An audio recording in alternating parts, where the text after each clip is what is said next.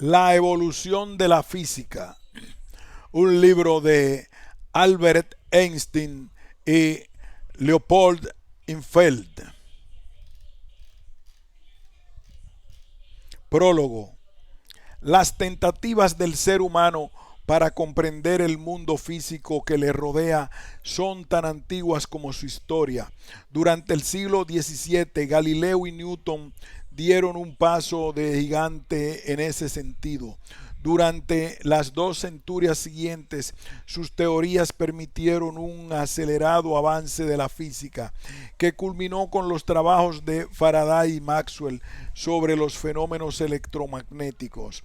Pero a finales del siglo pasado se comprobó que ciertos fenómenos físicos resultaban inexplicables según las concepciones clásicas. De los intentos realizados para interpretarlos nacieron dos nuevas revolucionarias teorías, la de la relatividad y la de los cuantos.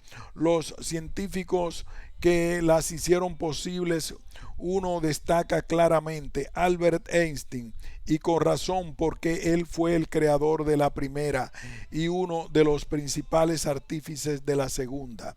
La mayoría de la gente está convencida de que las nuevas teorías físicas son indescifrables para los no especialistas.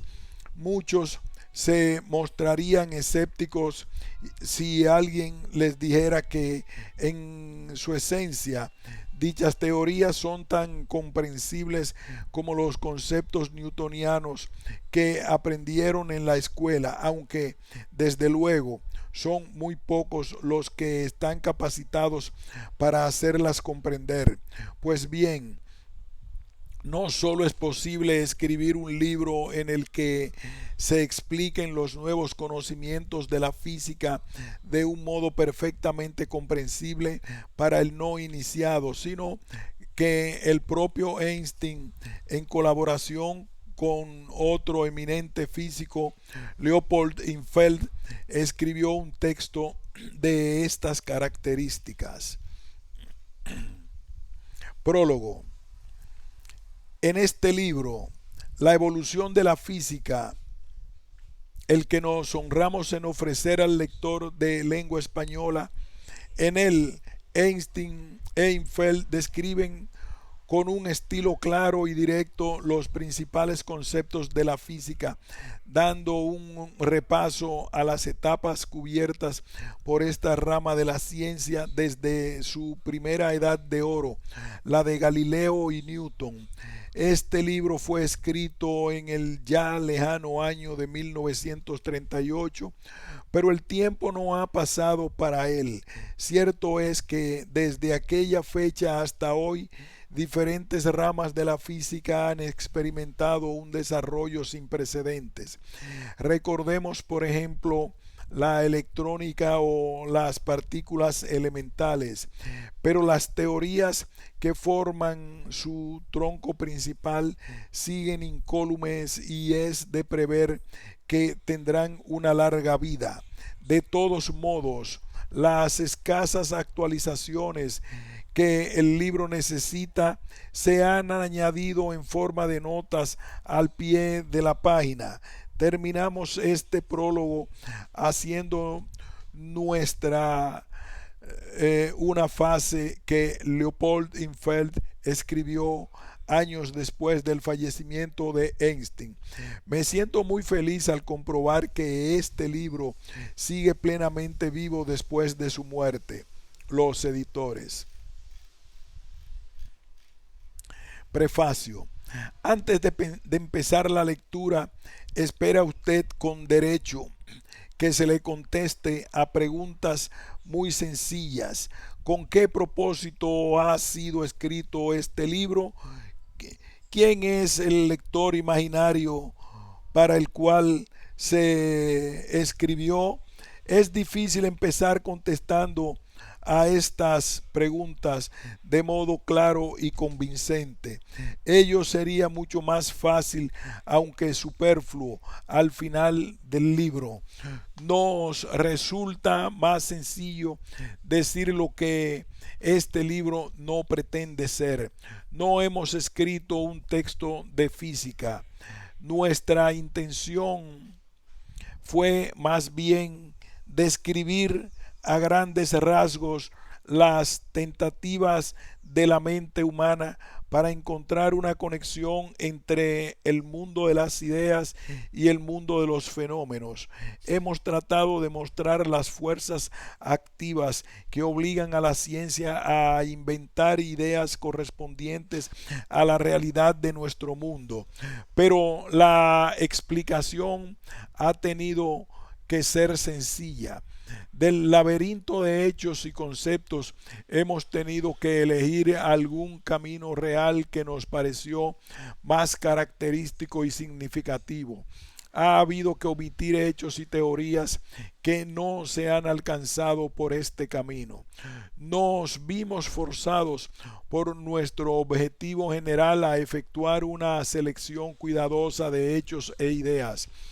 La importancia de un problema no debe juzgarse según el número de páginas que se le dedican. Ciertas líneas esenciales del pensamiento no se han introducido porque nos hayan parecido faltas de importancia, sino porque no están en o cerca del camino que hemos elegido.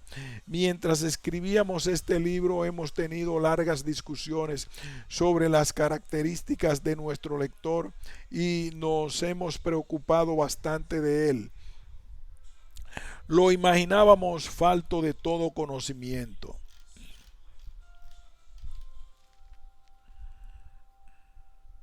Lo imaginábamos falso de todo conocimiento concreto de física y matemáticas, pero lleno de un gran número de virtudes. Lo encontrábamos interesado en las ideas físicas y filosóficas y nos veíamos forzados a admirar la paciencia con que lucharía para entender los pasajes de menor interés y de mayor dificultad. Se daría cuenta de que para comprender cualquier página tendría que haber leído cuidadosamente todas las anteriores. Sabría que un libro científico, aunque popular, no debe leerse como una novela. El libro es una simple charla entre usted y nosotros. Puede usted encontrarla interesante o aburrida, torpe o apasionante, pero nuestro objeto no habrá pero nuestro objeto se habrá cumplido si estas páginas le dan una idea de la eterna lucha de la inventiva humana en su afán de alcanzar una comprensión más completa de las leyes que rigen los fenómenos físicos.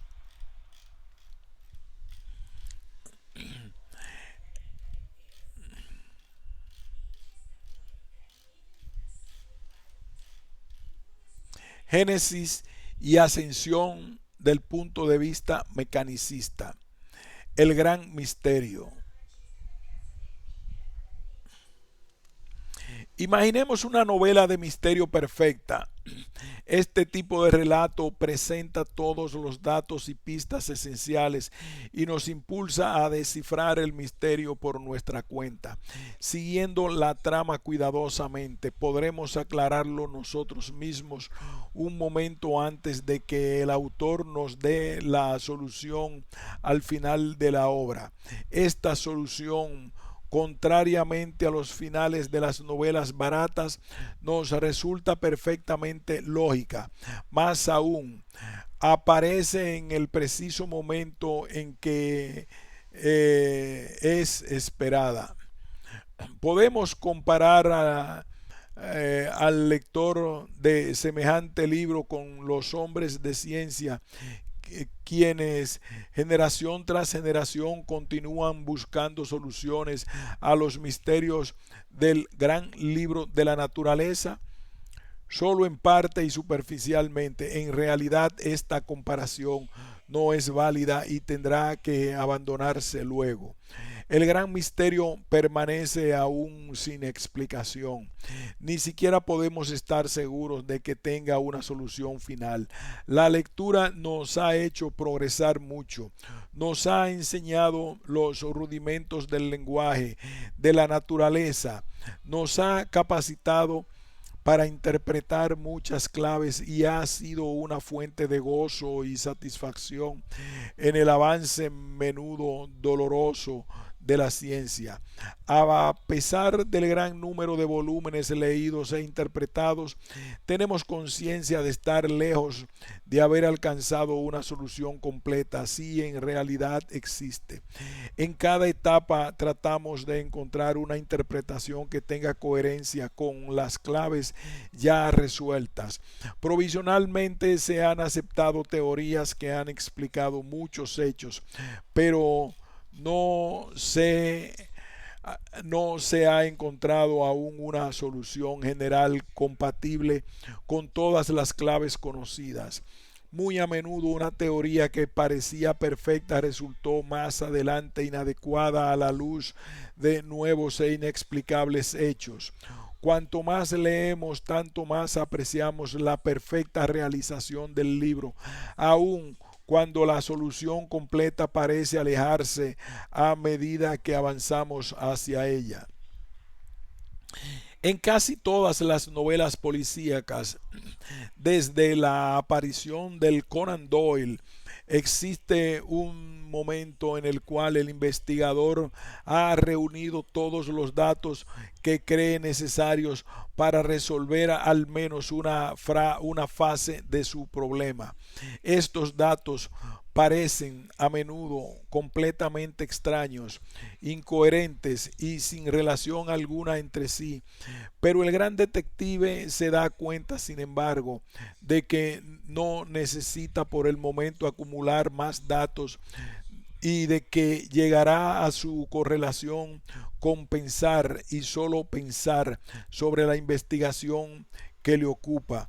Por lo tanto, se pone a tocar su violín o se recuesta en un sillón para gozar de una buena pipa y repentinamente, por Júpiter, exclama, ya está. Es decir, que ahora ve claramente la relación entre los distintos hechos antes incoherentes y los ve vinculados además a otros que no conocía, pero que deben de haberse producido necesariamente. Tan seguro está nuestro investigador de su teoría del caso, que cuando lo desee saldrá a reunir los datos previstos, los cuales aparecerán como él los previó. El hombre de ciencia, leyendo el libro de la naturaleza, si se nos permite repetir esta trillada frase, debe encontrar la solución del mismo, porque no puede, como suelen leer ciertos lectores impacientes, saltar hacia el final del libro. En nuestro caso, el lector es al mismo tiempo el investigador que trata de explicar, por lo menos en parte, los numerosos hechos conocidos. Para tener tan solo una solución parcial, el hombre de ciencia debe reunir los desordenados datos disponibles y hacerlos comprensibles y coherentes por medio del pensamiento creador. En las páginas siguientes nos proponemos describir a grandes rasgos la labor de los físicos, que corresponde a la meditación pura del investigador.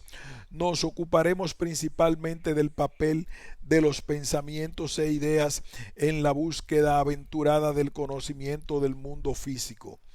La primera clave: las tentativas de leer el grande y misterioso libro de la naturaleza son antiguas como el propio pensamiento humano. Sin embargo, hace solo unos 3 siglos que los hombres de ciencia han comenzado a entender su lenguaje. Su lectura ha progresado rápidamente desde entonces, es decir, desde Galileo y Newton. Nuevas técnicas y métodos sistemáticos de investigación se han desarrollado, ciertas claves han sido resueltas, aun cuando muchas soluciones resultaron temporales y superficiales a la luz de investigaciones posteriores. El problema del movimiento, uno de los más fundamentales, ha sido oscurecido durante miles de años por sus naturales. Todos los movimientos que se observan en la naturaleza, por ejemplo, la caída de una piedra en el aire, un barco surcando el mar, un carro avanzando por una calle, son en realidad muy intrincados. Para entender estos fenómenos es prudente empezar con los ejemplos más simples y pasar gradualmente a los casos más complicados. Consideremos un cuerpo en reposo en un lugar sin movimiento alguno. Si deseamos cambiar la posición de dicho cuerpo, es necesario ejercer sobre él alguna acción, como empujarlo o levantarlo o dejar que otros cuerpos tales como caballos o máquinas actúen sobre él. Nuestro concepto intuitivo del movimiento lo vincula a los actos de empujar, levantar, arrastrar. Múltiples observaciones nos inclinan a pensar que para que un cuerpo se mueva con mayor rapidez debemos empujarlo con más fuerza. Parece natural inferir que cuanto mayor sea la acción ejercida sobre un cuerpo, tanto mayor será su velocidad. Un carro tirado por 4 caballos marcha más deprisa que tirado por 2. La intuición nos enseña pues que la velocidad está esencialmente vinculada con la acción. Para los lectores de literatura policíaca es un hecho familiar el que un falso indicio oscurece la investigación y pospone la solución del problema. El método de razonar dictado por la intuición resultó erróneo y condujo a ideas falsas, sostenidas durante siglos respecto al movimiento de los cuerpos.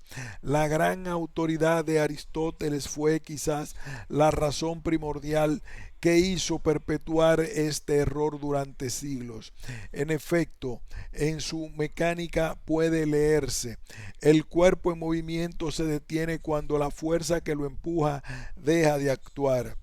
Una de las adquisiciones más importantes en la historia del pensamiento humano, la que señala el verdadero punto inicial de la física, se debe a Galileo al descubrir y usar el método de razonamiento científico.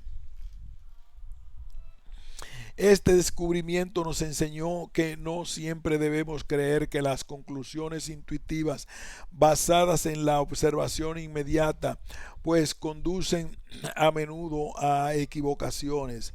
Pero ¿dónde está el error de la intuición? Es falso decir que un carruaje tirado por 4 caballos debe correr más velozmente que otro conducido por solo 2. Para responder a estas preguntas, vamos a examinar enseguida más de cerca los hechos fundamentales referentes al movimiento de los cuerpos, empezando con la simple experiencia diaria familiar a la humanidad desde el principio de la civilización y adquirida a dura lucha por la existencia. Supongamos que un hombre que conduce un carrito en una calle horizontal deje de repente de empujarlo. Sabemos que el carrito recorrerá cierto trayecto antes de pararse. Nos hemos preguntado, ¿será posible aumentar este trayecto y cómo? Experiencia diaria nos enseña que ello es posible y nos indica varias maneras de realizarlo. Por ejemplo, engrasando el eje de las ruedas y haciendo más liso el camino. El carrito irá más lejos cuanto más fácilmente giren las ruedas y cuanto más pulido sea el camino. Pero, ¿qué significa engrasar o aceitar los ejes de las ruedas y alisar el camino? Esto significa que se han disminuido las influencias externas, se han aminorado los efectos de lo que se llama roce o fricción, tanto en las ruedas como en el camino. En realidad, esto constituye ya una interpretación teórica hasta cierto punto arbitrario de lo observado. Un paso adelante más y habremos dado con la clave verdadera del problema. Para ello, imaginemos un camino perfectamente alisado y ruedas sin roce alguno. En tal caso, no habría causa que se opusiera al movimiento y el carrito se movería eternamente. A esta conclusión se ha llegado imaginando un experimento ideal que jamás podría verificarse, ya que es imposible eliminar toda influencia externa. El experimento ideal dio la clave que constituyó la verdadera fundamentación de la mecánica del movimiento. Comparando los dos métodos expuestos, se puede decir que intuitivamente a mayor fuerza corresponde mayor velocidad. Luego, la velocidad de un cuerpo nos indicará si sobre él obra o no fuerzas.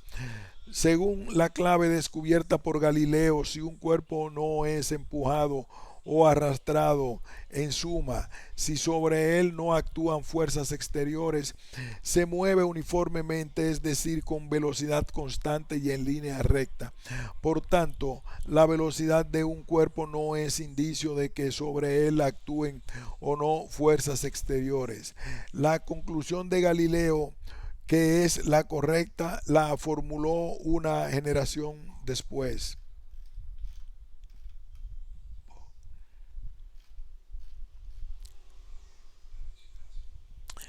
La conclusión de Galileo, que es correcta, la formuló una generación después. Newton, con el nombre de principio de inercia, es generalmente una de las primeras leyes de la física que aprendemos de memoria en los colegios y muchos la recordarán. Dice así: un cuerpo en reposo o en movimiento se mantendrá en reposo o en movimiento rectilíneo y uniforme a menos que sobre él actúen fuerzas exteriores que lo obliguen a modificar dichos estados. Acabo de ver que la ley de inercia no puede inferirse directamente de la experiencia, sino mediante una especulación del pensamiento coherente con lo observado. El experimento ideal no podrá jamás realizarse, a pesar de que nos conduce a un entendimiento profundo de las experiencias reales.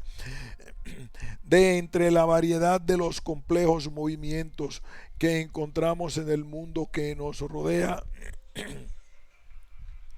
hemos elegido como primer ejemplo el movimiento uniforme por ser el más simple, ya que en este caso no actúan fuerzas exteriores.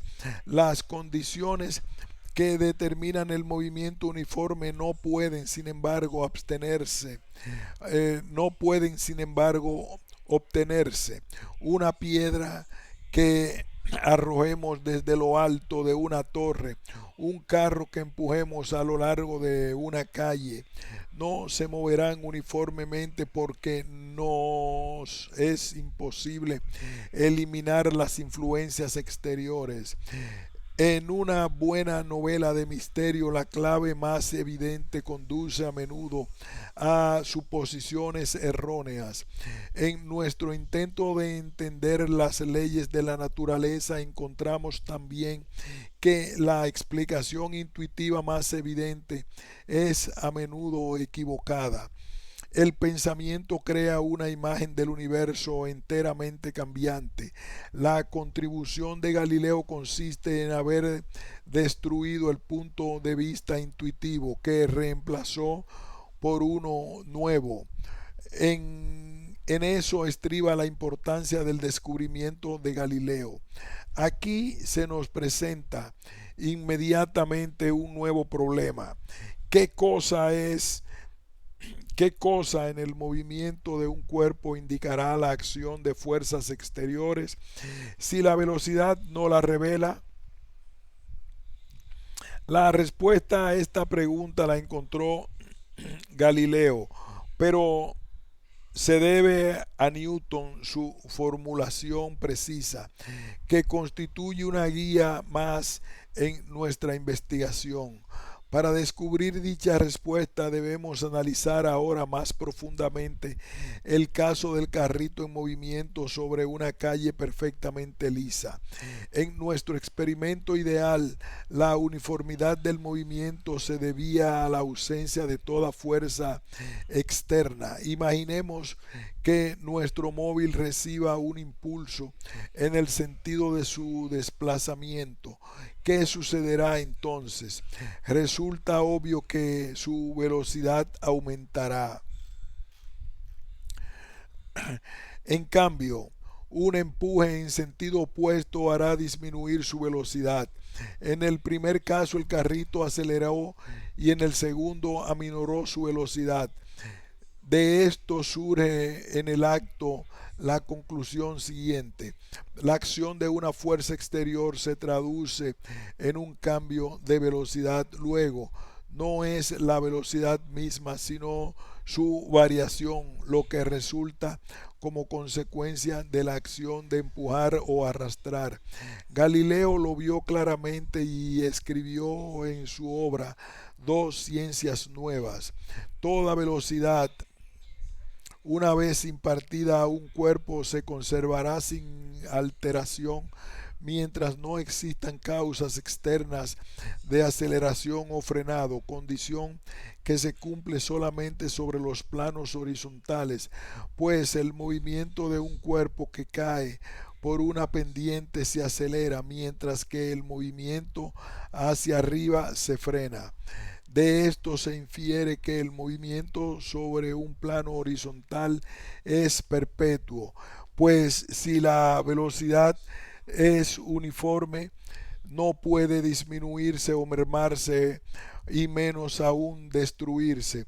Siguiendo la clave correcta logramos un entendimiento más profundo del problema del movimiento, la relación entre la fuerza y el cambio de velocidad, y no como pensaríamos de acuerdo con nuestra intuición.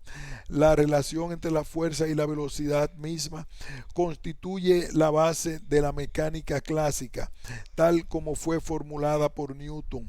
Hemos estado haciendo uso de dos conceptos que tienen papel principal en la mecánica clásica: fuerza y cambio de velocidad. En el desarrollo ulterior de la ciencia, ambos conceptos se ampliaron y generalizaron. Por eso debemos examinarlos más detenidamente. ¿Qué es la fuerza? Intuitivamente sentimos que es lo que se quiere significar con este término. El concepto se originó en el esfuerzo, sensación muscular que acompaña a cada uno de los actos de empujar, arrastrar o arrojar. Pero su generalización va mucho más allá de estos sencillos ejemplos. Se puede pensar en una fuerza aún si imaginamos un caballo tirado de un carruaje. Hablamos de la fuerza de atracción entre la Tierra y el Sol, entre la Tierra y la Luna, y de las fuerzas que producen las mareas. Se habla de la fuerza con que la Tierra nos obliga, como a todos los objetos que nos rodean, a permanecer dentro de su esfera de influencia, y de la fuerza con que el viento produce las olas del mar o mueve las ramas de los árboles. Donde quiera que observemos un cambio de velocidad, debemos hacer responsable de ello a una fuerza exterior, en el sentido general de la palabra. Al respecto, escribe Newton en su Principia: una fuerza exterior es una acción que se ejerce sobre un cuerpo con el objeto de modificar su estado, ya de reposo, ya de movimiento rectilíneo uniforme. La fuerza consiste únicamente en su acción y no permanece en su cuerpo cuando deja de actuar aquella. Pues un cuerpo se mantiene en cualquier nuevo estado que cualquier que, que adquiera gracias a su la fuerza consiste únicamente en su acción y no permanece en el cuerpo cuando deja de actuar aquella, pues un cuerpo se mantiene en cualquier nuevo estado que adquiera gracias a su vis inertiae únicamente. Las fuerzas pueden ser de origen muy distinto, tales como percusión, presión o fuerza centrífuga. Si se aloja una piedra desde lo alto de una torre, su movimiento no es uniforme. Su velocidad aumenta a medida que va cayendo. En consecuencia, debe de actuar en el sentido de su movimiento una fuerza exterior. En otras palabras, la piedra es atraída por la tierra. ¿Qué sucede cuando arrojamos un cuerpo hacia arriba? Su velocidad decrece hasta que alcanza un punto más alto y entonces empieza a caer. Esta disminución de la velocidad tiene como causa la misma fuerza que la acelera durante la caída. En un caso, la fuerza actúa en el sentido del movimiento y en el otro en sentido opuesto. La fuerza es la misma, pero provoca un aumento o una disminución de la velocidad según que el cuerpo se mueva hacia abajo o hacia arriba. Vectores. Los movimientos que hemos considerado son rectilíneos, esto es, a lo largo de una línea recta. Ahora debemos dar un paso hacia adelante. Resulta más fácil entender las leyes de la naturaleza si analizamos los casos más simples, dejando de lado al principio los casos más complejos. Una línea recta es más simple que una curva. Sin embargo, es imposible quedarnos satisfechos solo con un entendimiento del movimiento rectilíneo. Los movimientos de la Luna, de la Tierra y de los planetas, a los que precisamente se han aplicado los principios de la mecánica con éxito tan brillante, son todos movimientos curvilíneos. Al pasar el movimiento rectilíneo al movimiento a lo largo de una trayectoria curva, aparecen nuevas dificultades. Debemos tener la valentía de sobreponeros estas dificultades si deseamos comprender los principios de la mecánica clásica que nos dieron las primeras claves y que constituyeron el punto de partida en el desarrollo de la ciencia. Consideremos otro experimento ideal en que una esfera perfecta rueda uniformemente sobre una mesa pulida. Ya sabemos que si a dicha esfera se le da un impulso, es decir, si se le aplica una fuerza exterior, su velocidad variará. Supongamos ahora que la dirección del golpe no sea la del movimiento, sino diferente, por ejemplo, perpendicular a él. ¿Qué le sucederá a la esfera? Se pueden distinguir dos fases del movimiento: el movimiento inicial, la acción de la fuerza, y el movimiento final, al cesar la acción de la fuerza. De acuerdo con el principio de inercia, las velocidades antes y después de la acción de la fuerza son constantes, Pero hay una diferencia entre los movimientos uniformes de antes y después de dicha acción. Ha cambiado la dirección, la trayectoria inicial de la esfera y la dirección de la fuerza son perpendiculares entre sí, según dijimos. El movimiento final tendrá una dirección intermedia que será más próxima a la de la fuerza si el golpe es recio y la velocidad inicial pequeña, y será más cercana a la trayectoria del movimiento primero si el impulso es pequeño y la velocidad inicial grande. Basados en la ley de inercia, llegamos a la siguiente conclusión. En general, la acción de una fuerza exterior modifica no solo la velocidad, sino también la dirección del movimiento. La comprensión de este hecho nos prepara para la generalización introducida en la física con el concepto de vector. Podemos continuar usando el método de razonamiento directo empleado hasta ahora. El punto inicial es nuevamente la ley de inercia de Galileo.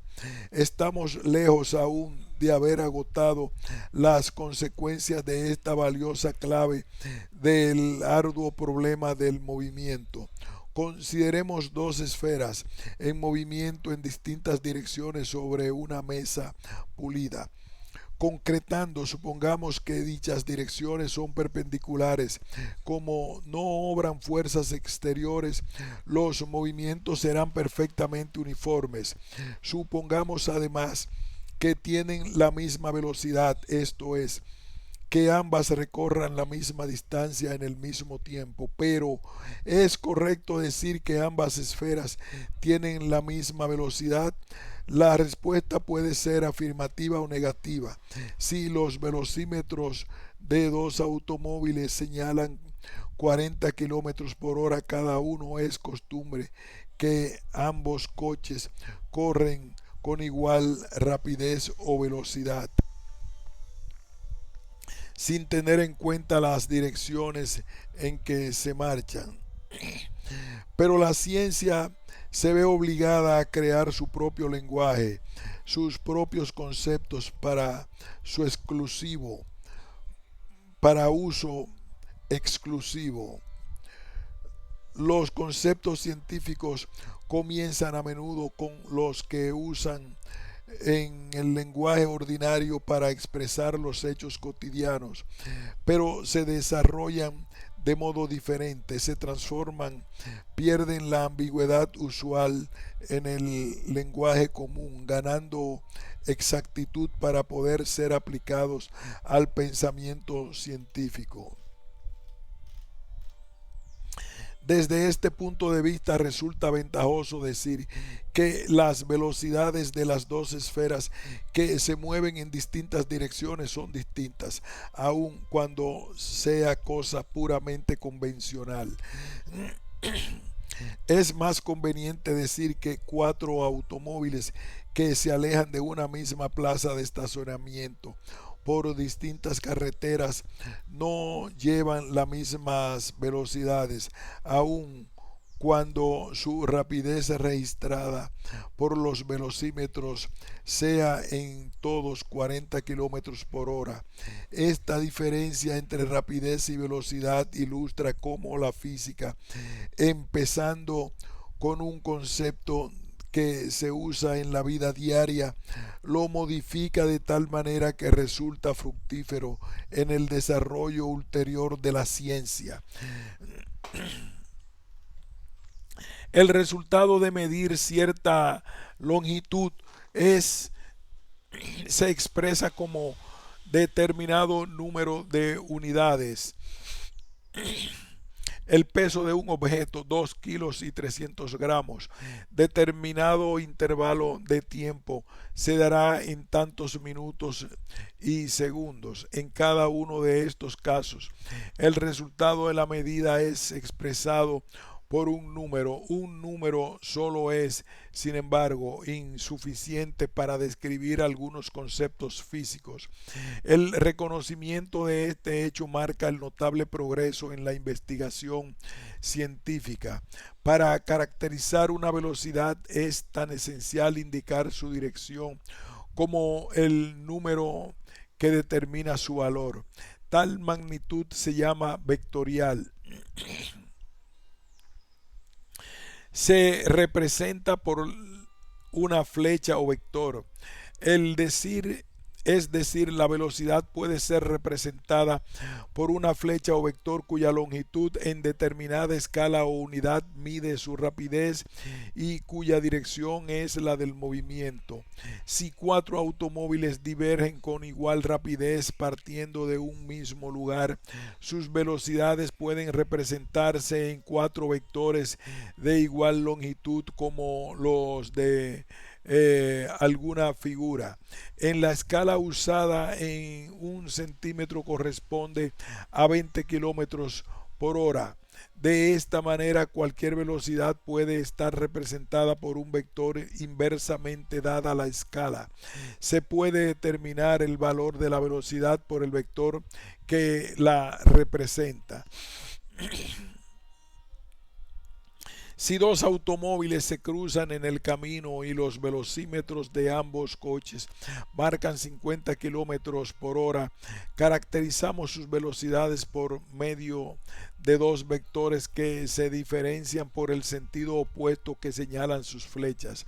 Así también, las flechas que en las carreteras nos indican en qué sentido debemos viajar para acercarnos o alejarnos de una ciudad tienen sentidos opuestos.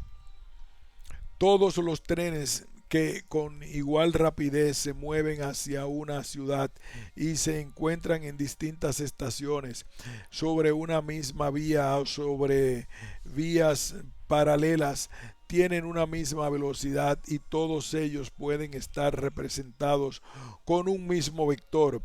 En otras palabras,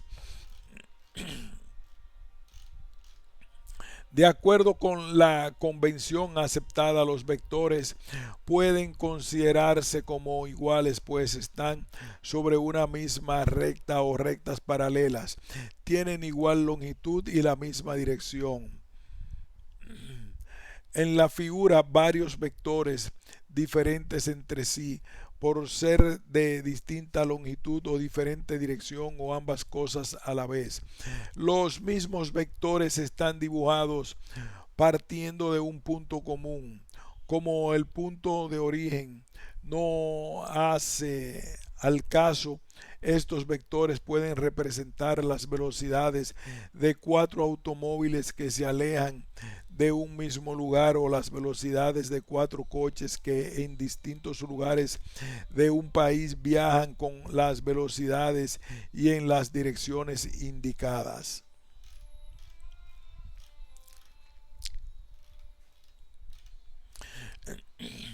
Esta representación vectorial puede usarse para describir los hechos ya tratados con referencia al movimiento rectilíneo. Hemos citado en el caso de un carro que moviéndose uniformemente en línea recta recibe un empuje en el sentido de su movimiento que acrecienta su velocidad.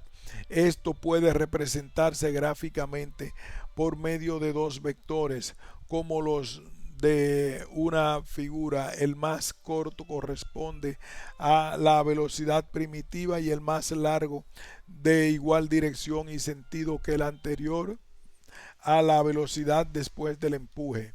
El significado del vector punteado resulta claro. Representa el cambio de velocidad debido al impulso. En el caso en que la fuerza actúa en contra del movimiento frenándolo, el diagrama es algo distinto. Está representado en otra figura. También en este el vector punteado indica el cambio de velocidad que tiene sentido opuesto. Resulta claro que no solo las velocidades son vectores, sino también sus variaciones.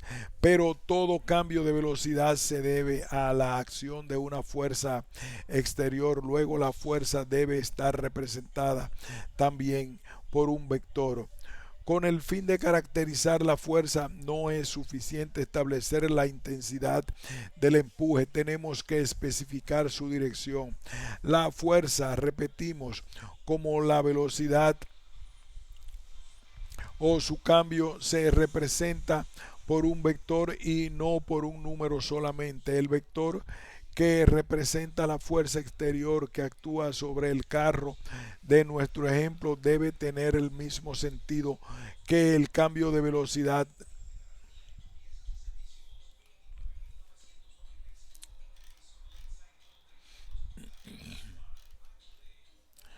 Un escéptico podría señalar que no ve ventaja alguna en la introducción de los vectores.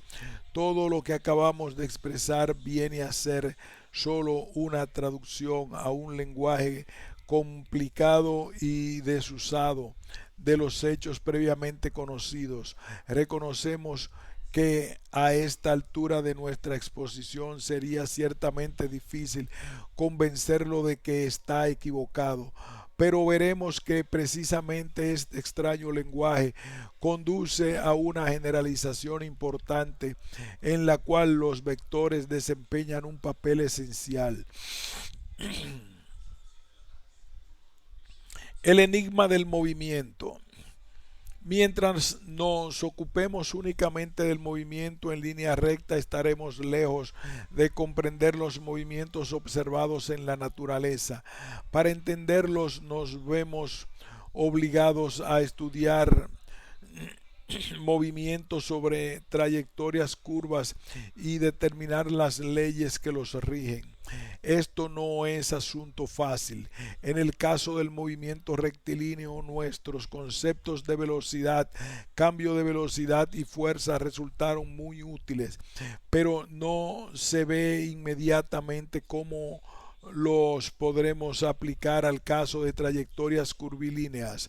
Se puede evidentemente pensar que los conceptos anteriores son inadecuados para la descripción de cualquier movimiento y que debemos crear conceptos nuevos.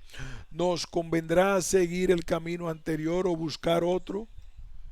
La generalización es un proceso que se emplea muy a menudo en la ciencia. El método de generalización no está determinado unívocamente, pues hay usualmente numerosas maneras de llevarla a cabo. Sin embargo, debe satisfacerse un requisito: todo concepto generalizado se debe reducir al concepto original cuando se restablecen las condiciones primitivas. Esto se entenderá mejor al aplicarlo al caso que nos ocupa. En efecto, se puede intentar la generalización de los anteriores conceptos de velocidad, cambios de velocidad y fuerza para el caso del movimiento curvilíneo.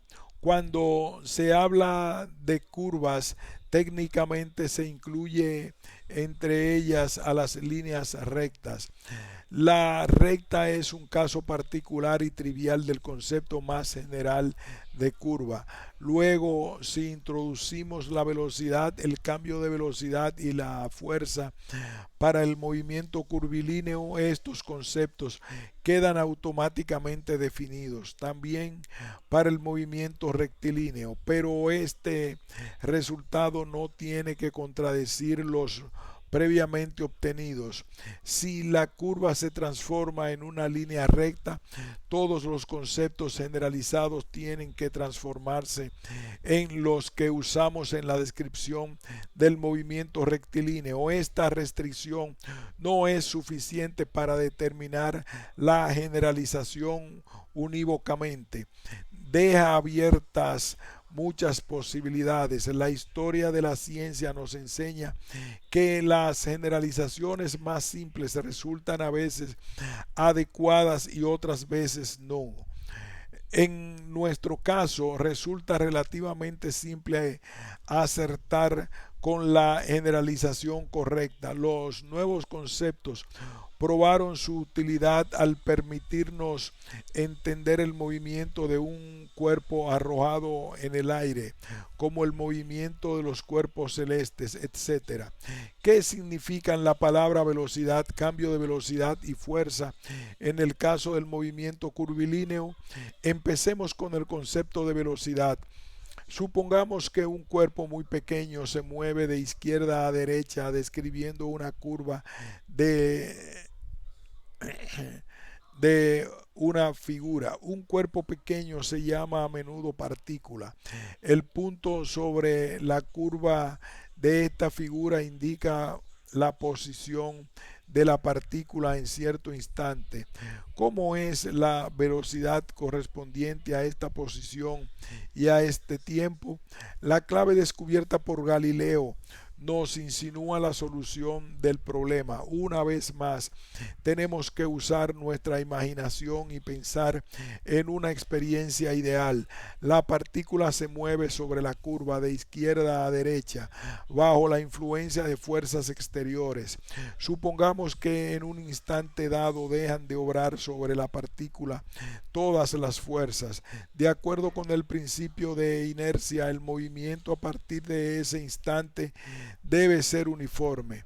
En la práctica resulta evidentemente imposible librar a un cuerpo de toda influencia exterior, pero nos podemos preguntar, ¿qué pasaría si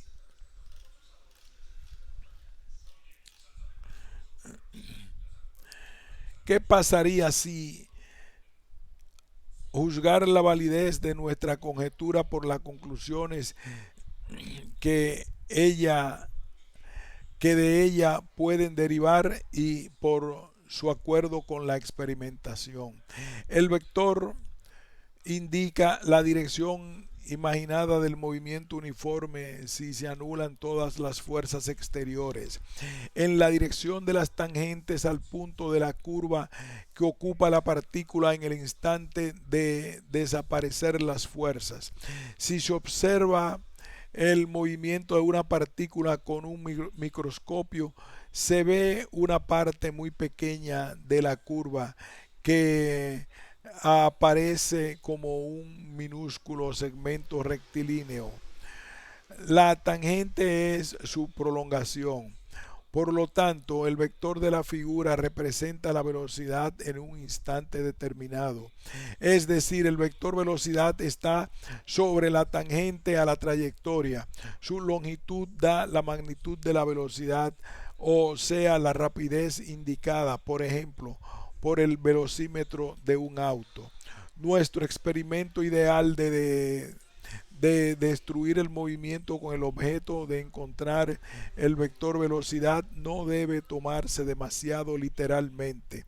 Solo nos ayuda a comprender el significado de vector velocidad y nos permite hallarlo en un punto, en un instante arbitrarios.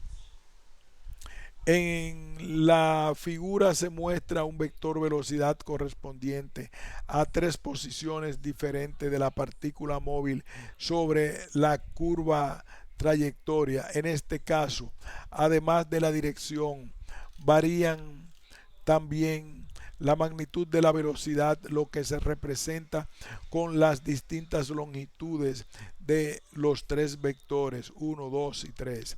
¿Satisfará esta nueva manera de definir la velocidad el requisito indispensable a toda generalización?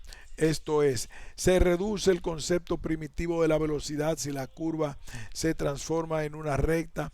Es obvio que sí, pues la tangente a una recta coincide con la misma. Luego, en este caso, el vector velocidad estará sobre la línea del movimiento exactamente igual que en los casos anteriores del carro móvil y de las esferas rodantes. Introduzcamos ahora el concepto generalizado de cambio de velocidad. Esto puede hacerse mediante varias maneras, de las cuales escogeremos la más simple y conveniente. En las figuras se muestran varios vectores velocidad que representan el movimiento de otros tantos puntos de la trayectoria. Los primeros pueden dibujarse como en una figura partiendo de un mismo punto, lo que es posible de acuerdo con nuestra definición de vector. El vector representa un cambio de velocidad. Su origen coincide con el final y su extremo final con el del vector. Esta definición del vector cambio de velocidad puede parecer al principio artificial y hasta sin sentido. Resulta más clara al aplicarla al caso especial en que los vectores 1 y 2 tienen una dirección igual. Esto significa naturalmente pasar al movimiento rectilíneo. Si los dos vectores tienen un mismo origen, el vector punteado une nuevamente sus extremos finales. Esta representación resulta idéntica y se recupera el concepto primitivo como en un caso especial del generalizado. Hacemos resaltar que en dichas figuras se representa eh, por separado las dos líneas de las velocidades para que no resulten supuestas e indiscernibles. Nos queda por dar el último y más importante paso de nuestro proceso de generalización. Debemos restablecer la relación entre la fuerza y el cambio de velocidad para poder formular la clave que nos permite entender el problema general del movimiento.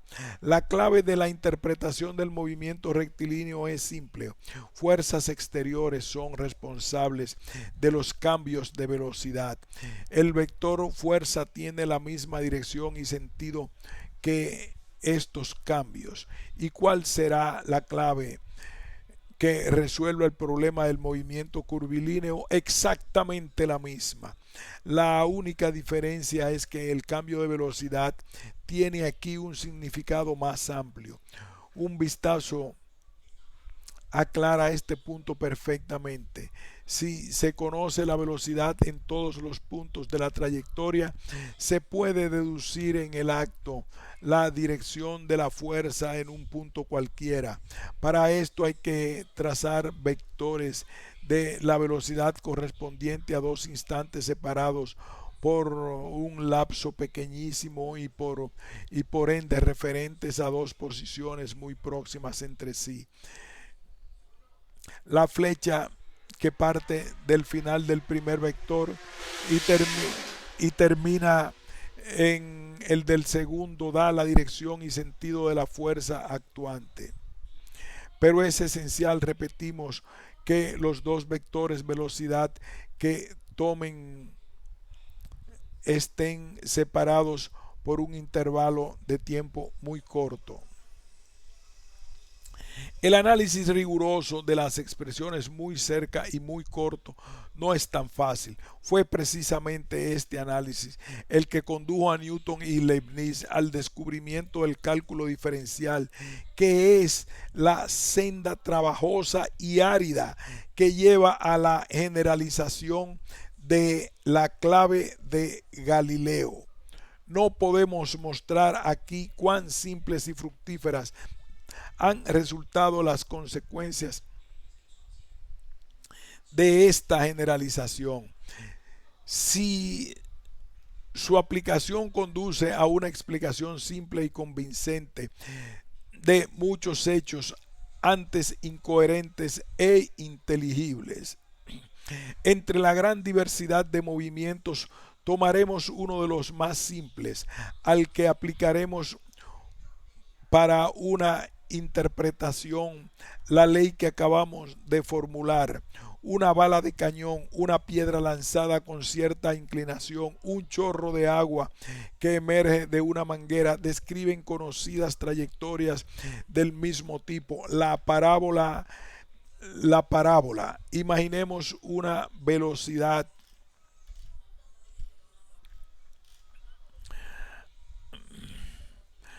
Hasta aquí haremos una pausa para continuar con este interesantísimo libro de la firma nada más y menos que del propio Albert Einstein.